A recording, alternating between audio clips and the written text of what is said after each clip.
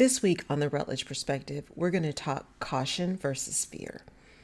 And both of these emotions and states of mind are important for our survival as humans, but they move us in very different directions and can often, in some cases, be debilitating and can actually stop us from doing the things that we want to do.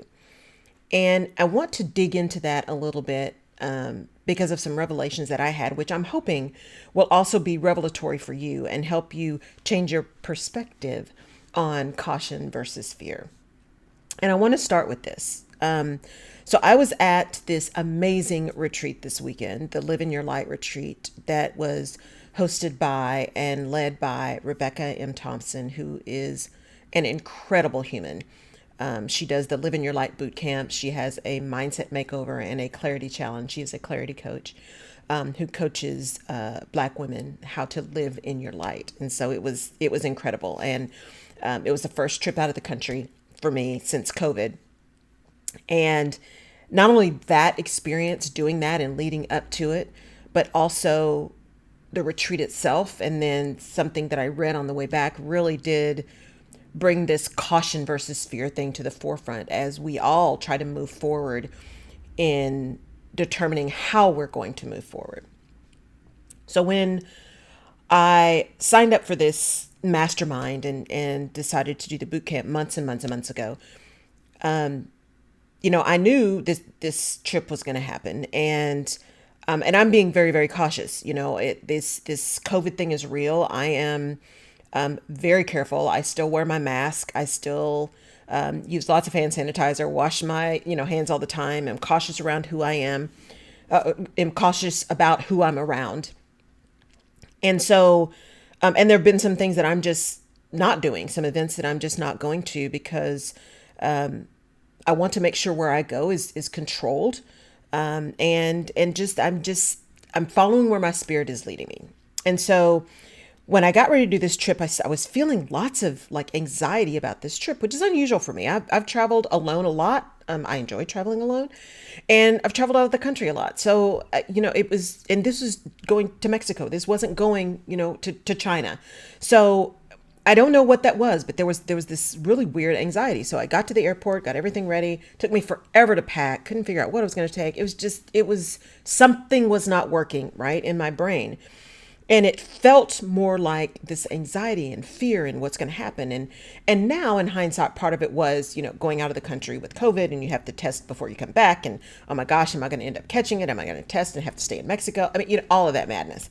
But I realized as I got to the airport, because the international airport here has check-in shut down at one of the terminals. So it was a mad house. And I already don't do big crowds. It was a madhouse. And got through that, went to one of the little kiosk things to buy some water and got ready to check out and couldn't find my wallet. And sheer panic. I thought, really, Laurel? You are not new at this. What is your problem? Could not find it. And I thought, okay, you got through security. You got into the lounge. It is here somewhere. Did you leave it somewhere? Okay, well, I had moved to my little travel wallet and I had it actually under my arm and I couldn't feel it. So I thought, this is not a good start to this trip. Not a good start. So anyway, I got to Mexico, had an amazing time, and we started talking about how we show up and barriers and limiting beliefs and setting boundaries and all of these kind of things and really having moments of complete clarity, complete vulnerability. It was a safe space, the same kind of space I create for my clients, but where you can, in this small group of just 10 women, could just bare your soul, because even coaches need coaches. And it was an ability to dig into some things that sometimes you don't even know are there, or even if they are, you can't really articulate them. So we went through this whole process and living your light and digging deeper into our businesses and how we're showing up. And we started talking about, the thing we have to focus on is the what. What is it that we're doing? Not the how, because we get caught up in the how. And what I realized in that moment was, especially for those of us who have spent a lot of time in corporate, and especially those in HR, right? The how is really important. The what is critical. We got to get things done, but how you get things done is really important, especially in the way you engage with other people. So we talk about in terms of performance management, the further you move up in the organization, it's not just about what you do, but it's about how you do it. How are you treating people? How are you talking to people? How are you executing? How are you engaging? Those hows become a big piece of your showing up, right? The way you are evaluated. A how is a big piece of that. And we train leaders to understand that the how is just as critical as the what. And even more so, that begins to flip where your how becomes more important the higher you get up in the organization, because other people are doing the detail. You are leading, and how you lead is really critical.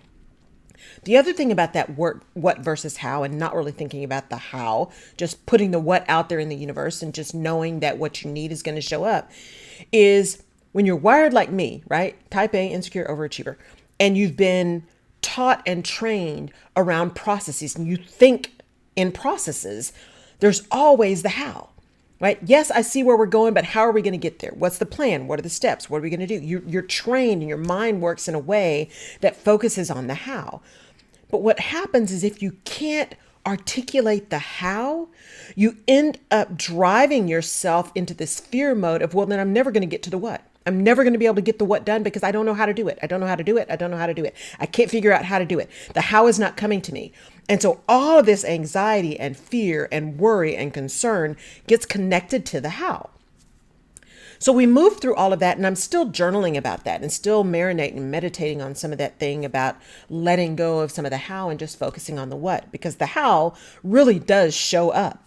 It does. That's that whole, we've talked about that manifesting thing doesn't really resonate for me. There's a different way. That word is an issue, although working through that as well. But I also know that through my experience, that when you put things out there in the universe and you are moving in action towards them, that the things that are meant for you do show up. What you need shows up. So we move through those things about the how, right? And that fear associated with the how.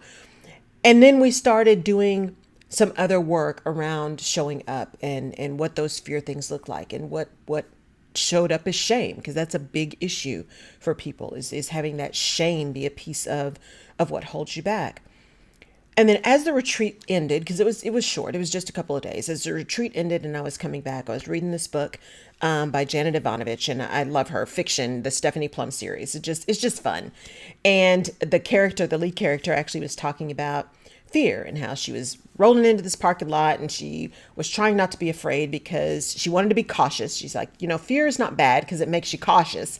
But fear itself is just this unproductive emotion. And that got me to thinking, part of this whole focus on how and how are we going to get things done is this need to control. And the need to control is about fear of failure or fear of pain or fear of whatever it is. We're trying to avoid the thing that is unpleasant. And yet there's a difference between being cautious and acting out of caution or an abundance of caution, as people say, versus being fearful. Whereas fear can be paralyzing. Fear can be preventative. Caution can heighten awareness. And we talk a lot about being aware of our surroundings, being aware of our intent, being aware of our words, being aware of how we show up in the world, how we execute some things. Caution enables us to heighten that awareness around the actions that we're taking, around the choices that we are making. And it hit me as I was thinking about this for you guys is if you look at how we grow up as kids, right? Be careful. Don't talk to strangers. Be careful when you're crossing the street. Put a helmet on when you're riding your bike. Look both ways before you cross the street. When you start to drive, right? We had Safety City when I grew up in Odessa, which I loved. They tore down Safety City. And it was a place when you were little, like preschool, they took you to Safety City. And it was all these buildings and crosswalks. And there were churches and there were schools and there were businesses. And they taught you about stoplights and stop signs and crosswalks and jaywalking and all of these little things when you were very young. And if you remember the stoplight, the red, green, and yellow, Green means go, right? Red means stop. But the yellow light is a caution light. That's what they call it. It's really about caution. It's a caution sign. Some of the yellow signs, if you look at driver's ed, it's caution. Yellow means caution. And thinking about that word, be aware, pay attention, look around you. Look both ways before you cross the street, right? When you go to London and people are driving on the wrong side of the road, there's the caution for all of us Westerners that are going to get run over because we're looking left first instead of right. Yes, left first instead of right. And so that caution makes you highly aware of what's going on around you so that the actions you take are able to take into consideration the things that you can see and know. As opposed to not being aware and just acting out of fear of the unknown that may or may not be true. It may just be head trash. It may just be something that you connected to a real experience, but crafted a story that in and of itself is not real. That's the hard work, that work of really understanding, yes, my experience is real. Yes, when I did A, B, and C, X, Y, and Z happened. But is the story I'm telling myself about X, Y, and Z real? Or is the story I'm telling myself about X, Y, and Z something that I made up because my nervous system was like, we don't want that pain anymore? You know, for me, success being connected to pain. Is it really success that's connected to pain, or is just the environmental response to the situation, right, that caused the pain? Because that's different. It's not the success. It's the environment in which I was operating that was painful, right? That culture that was painful, that interaction and the way I showed up and the way I was received or not received in that culture that was painful. Not the experience itself, not the success itself. And so if we think about moving forward in caution as opposed to fear, that whole idea of letting go of the how and just focusing on the what becomes much more palatable, because our what, we can be aware of what's going on around us. We can be aware of what's driving us to the what, so that we make room for the how to show up.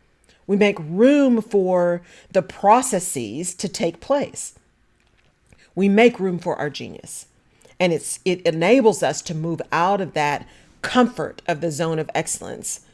Comfort, not necessarily passion, but comfort of our zone of excellence, into the discomfort and challenge, yet ultimate peace and joy of our zone of genius. The caution enables us to see the possibilities while continuing to be vigilant around our surroundings, to see the additional information we need to be able to make choices, to gather that in a way that we can synthesize it and act upon it.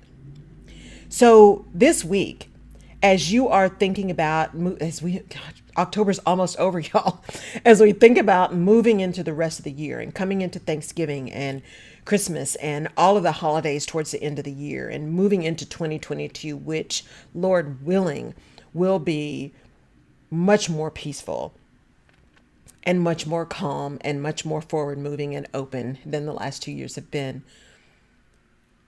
Pause and evaluate. Are you stagnant or moving out of fear?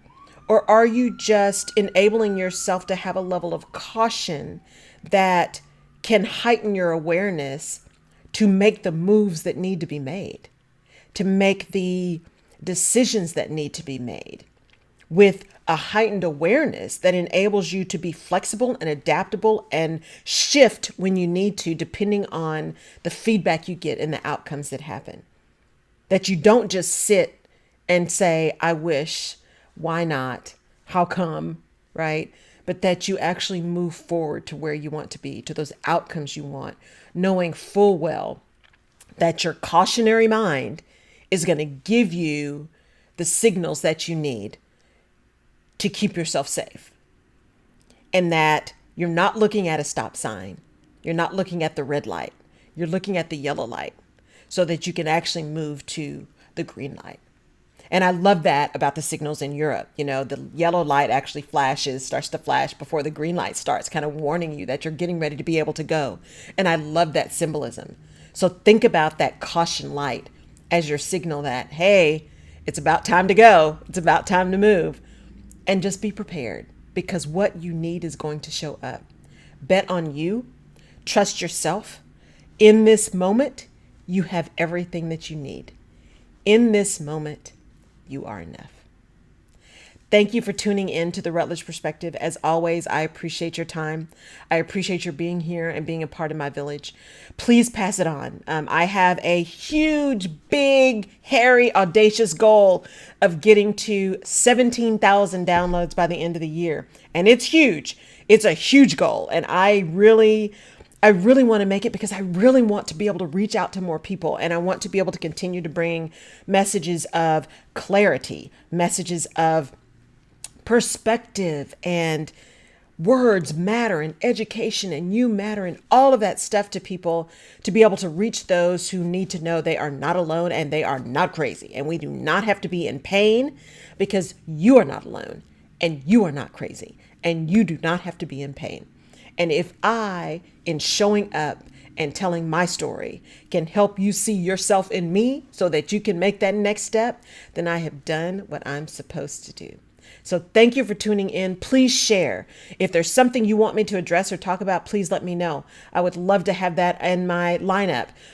We are coming up on the 100th episode. I'm so excited and so grateful. And we will catch you next week. Have a great, fantastic week. Go out and exercise a little bit of caution as you continue to move forward. Take care. Bye-bye.